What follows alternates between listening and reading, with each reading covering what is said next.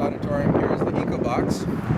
And we're in this location, unfortunately, because due to city zoning and permitting issues, we couldn't put it right on the ground, so we had to put it on a trailer, so it's treated as a vehicle, so we don't have to worry about all those building headaches if it were an actual building. But it is a shipping container, it's on a trailer, and you'll see that a little bit more in a minute. But I want to direct your attention to a couple of things if you come over here.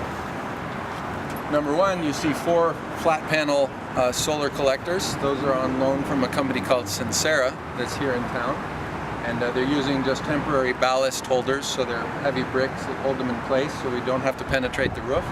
The roof is salvaged metal from a local junkyard. We got a really great price, and this is corrugated steel that's typically used for doing office building floors, and then they pour concrete over them.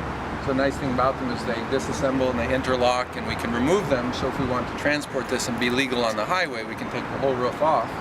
We've sloped it slightly so we collect all the rainwater. The rainwater comes down that surface.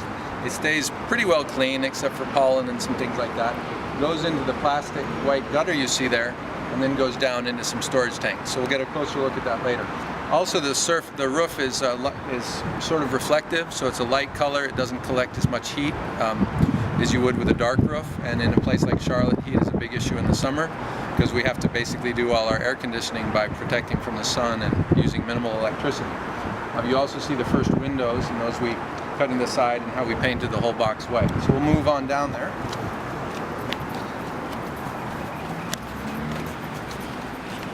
And a couple things you notice here is, first of all, the angle of these panels is not optimal. In fact, this whole location is not optimal because in the winter, that building up there is going to block most of my sun. But as a proof of concept, it works, and ideally we'd have it in a field or we'd have a good southern exposure and we'd rotate it. And this side facing us would be the southernmost side, and the sun would never really hit the box, and we would adjust the awnings so that the sun would stay off in the summer and then hit it in the winter. So I take it back, never hit the box, only hit it when you wanted that heat. So we come over a little further, and you can see here how the rainwater comes in there, and we're looking at different ways of doing the gutter. This was the first prototype, and basically the water goes in there and then flows down into this tank, which was donated by a local rainwater company.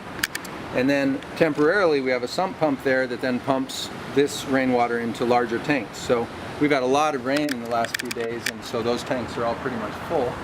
And this whole assembly here of the wooden porch and being up with the bamboo skirt at the bottom is simply because we're up on a 4 or 5 foot trailer. Normally this would be on the ground and you just have a little 12-inch porch and you'd be set, or you could put it on the side of a hill and configure that any way you wanted. Also notice just the aesthetics here. We have a French door and 2 standard windows with the panes in there. So this was sort of our contemporary side, our traditional side, and then the other side is contemporary. We have windows without panes and some more interesting design. So we're going to walk around there real quickly. Now also a lot of the water from this stairway, actually we had that channeling into one of the tanks, cigarette butts and all, so it provides some opportunity for students to do some experimentation with cleaning the water. So we're going to come in the back door here, and this is out of sight, out of mind here on campus. So we're working on designing actually a rocket stove, which is a really efficient way to burn leftover wood, so we could burn pallets and things. You've got some tubing here that eventually we hope to use for thermal heating. You put the hot pipe out in the sun and it heats up water. Lots of different experiments going on. This is from our Center for Sustainability. It was doing a worm composting bin. I've been collecting lots of building material. Here we have some donated solar thermal collectors. These are actually from the 70s, and they'll heat water up to where it'll actually burn your hands. So we use this as a demonstration for visitors. So these tanks are 1,000 liters each, and eventually we hope to have 5 or 10 of them. At the moment this is just kind of a proof of concept, and you can see this tank is full up to about here, and probably it's overflowing near the top because we've had a lot of rain, and you can see this tank is full. We haven't really gone with purifying or anything, but if you can't really look in there, but if you could, you'd see the bottom. This is generally very clean water, although there is some algae there. It's basically like a really clean fish pond. And you can see the kind of pressure you get on this tank, which is say 3 or 4 feet full. You get a pretty nice stream, right? And this is all just right off the roof. This is pretty much rainwater. which in a pinch I would drink, but it's not legal to drink, so we're not doing that yet. But the plan is eventually to have this equalized and have a processing system. And based on our estimations of the roof, we should get about 12,000 gallons a year, which for 2 people gives you 7 to 10 gallons a day. And we think we can do that, especially if you reuse the water. So right now the water comes into this tank, flows through this hose into this pump, and this pump then turns on when it gets full enough and sends that water up into the tank. And incidentally, this is powered from the box, which is all solar power. So it's powered right now fully from the photovoltaic system. We'll go ahead and go inside. And this really is a construction site, so I apologize for the general, chaos here. And I tell people we have everything and the kitchen sink, because this is my kitchen sink, and we just have to build the kitchen first in order to use that. So make sure no one's home.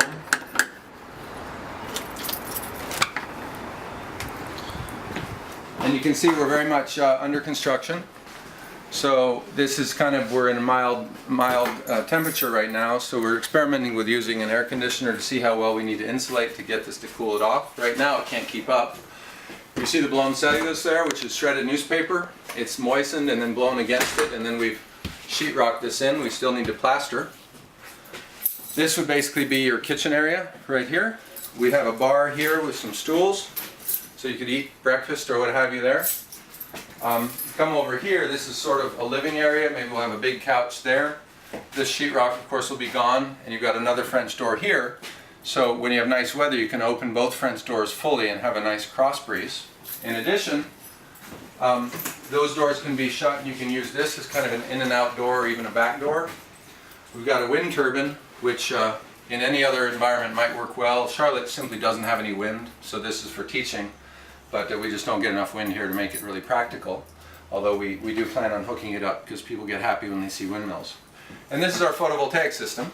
So you come over and get a good view here. We basically have what's called a combiner box. This brings the solar power from above in a DC voltage, and it brings it in. I think we're at about 75 volts, and it runs that down, and we can turn that off at any point. So you can cut it off here, and eventually a generator will run here. So if you want to, you can power the whole system with a generator, and this would be the cutoff for that. It goes into this MPPT, which is a maximum power point tracker. It's basically a fancy battery charger or charge controller, and it's feeding in at about 26.5 volts. So this is a 24 volt system. It's bringing in 65 volts, and it's putting out 2.6. It's bringing in 2.6 amps at the moment, and putting out about 6 amps. So that goes down through here into a battery bank. Let's see if we have a key here.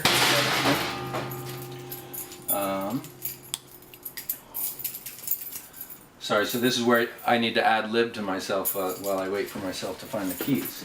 So those of you there can start asking questions. It would help if I had keys to the batteries. Can you see if they're on the other side of that? Got lots of keys to the front doors, not keys to the batteries.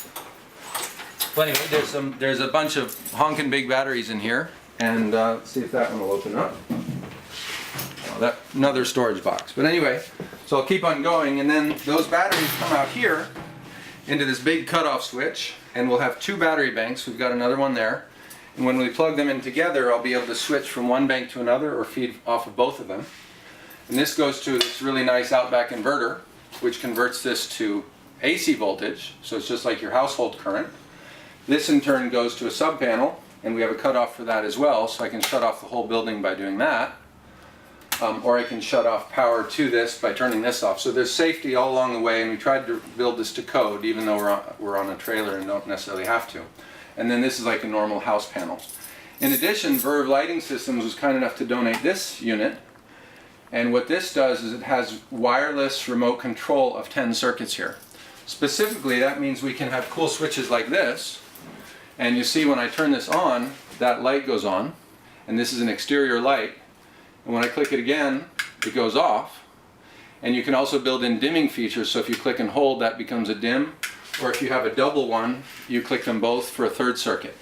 So basically there's no batteries or anything in this. What's cool about that is it basically uses piezoelectric. So just the force of me pushing on it generates a small radio signal which then turns that light off or on. So this will never run out. I can put it in my pocket, I can put one under my pillow, I can put one in my car and not have to put in the batteries.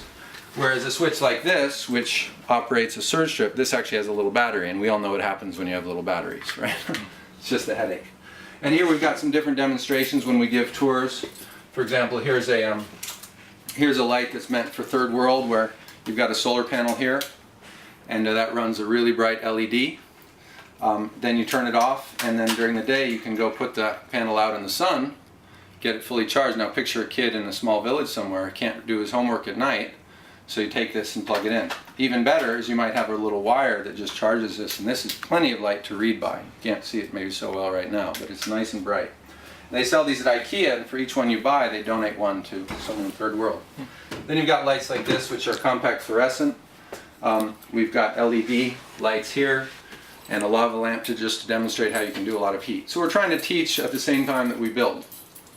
So moving right along through here, so you can imagine once this is cleared out, with a couch, a TV, and notice this big window, this was also salvaged, this was from the restore. This is our contemporary side. People joke that it's the South Carolina state, you know, I call it the cut-off Superman, or you know, extendable Superman. And depending on, imagine you're in the woods somewhere on the side of a mountain, you're going to have a really beautiful view here, and this window cost us all of $20, but installation was interesting.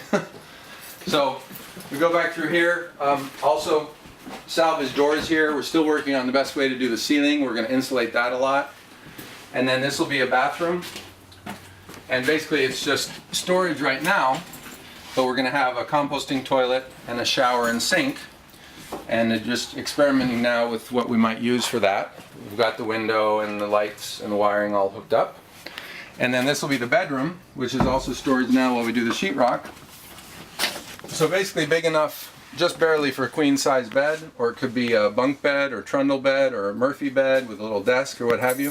Again, two nice windows that open well to cross ventilate, so you don't get a sense of claustrophobia because you've got a lot of light and a lot of room. So that's that. Any immediate questions from you guys? I'm good. You're good? Okay. And along the way we've acquired a bunch of different tools, you know, like we got thermal sensors, so I can see right now it's about 86 degrees up there. It's about 84 right now. So right now it's a pretty mild climate, but it's been up to 120 up there, and in the winter it'll freeze if we don't get the insulation done and figure out how to heat this bad boy. Okay? So that's that, and I hope that within another semester we really have it looking nice in here. We've got some nice furniture in IKEA stored all over the place, and nice decorations, and hopefully we'll have a way to microwave food and refrigerate and do all that stuff once we get our batteries all hooked up and our solar panels charging properly. All right, so let's walk around and just finish the tour on the outside.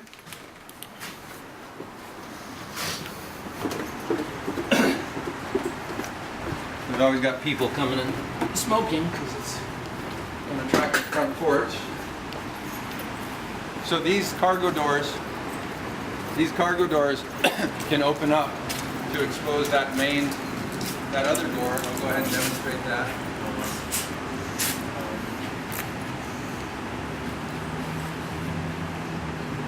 Again, an opportunity to ask questions if you're there watching this and not quite. It helps to distinguish your work passwords from your home passwords. Okay?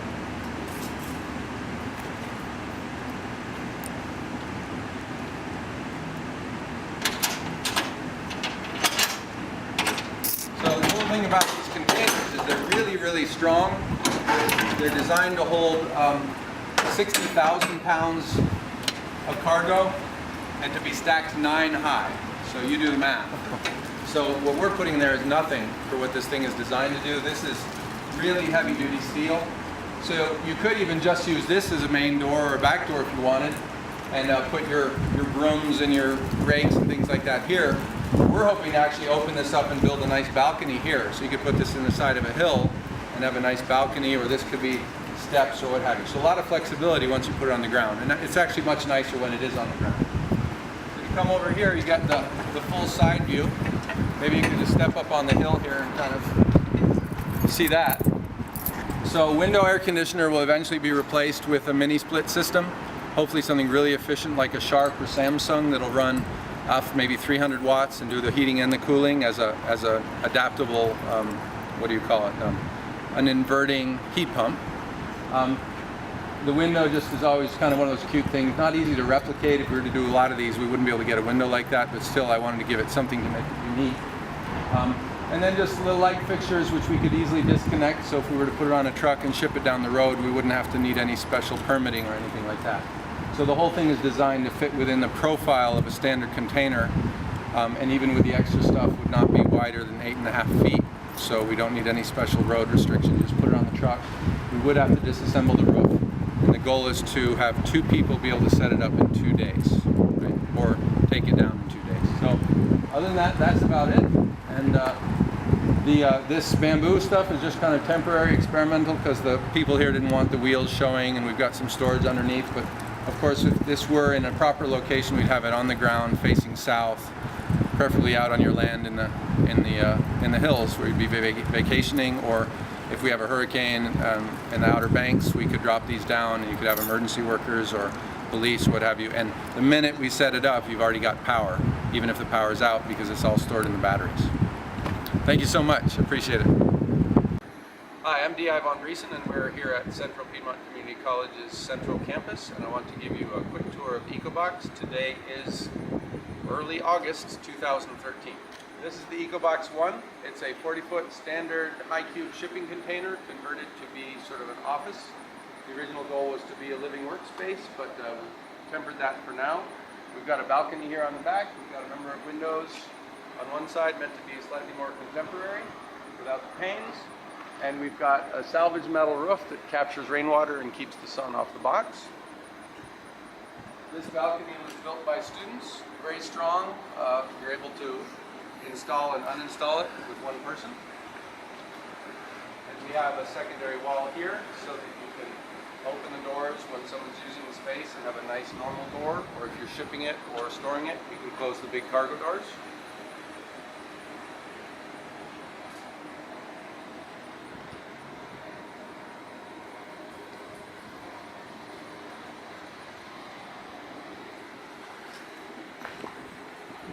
Now at the moment the box is off the ground on a trailer.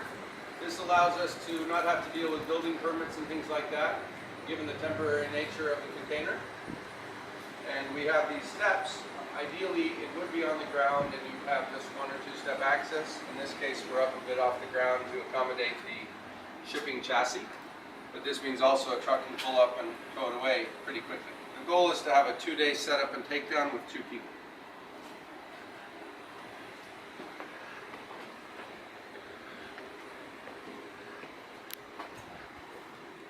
So we finished the interior. We have quite a few doors and windows so as to avoid making the space feel cramped. I'm a tall guy, about 6'6", and I can just barely, not quite touch the edges. We have metal, blown cellulose insulation, and then sheetrock, and we've designed it so that there's no contact between the metal studs and the exterior metal wall to avoid thermal bridging.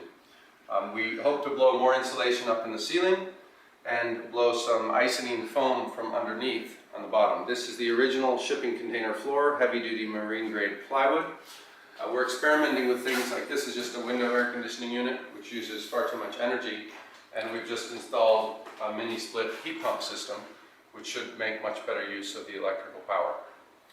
Over here we have a complete solar photovoltaic system. It pulls from the panels on the roof, brings in DC power. We have a maximum power point charger, which then charges 2 battery banks. So we have an 802 amp hour batteries total. These come up into the inverter, which supplies the whole building with 120 volts and 110 AC. So we have here a sub panel like you would have in your house with a cutoff.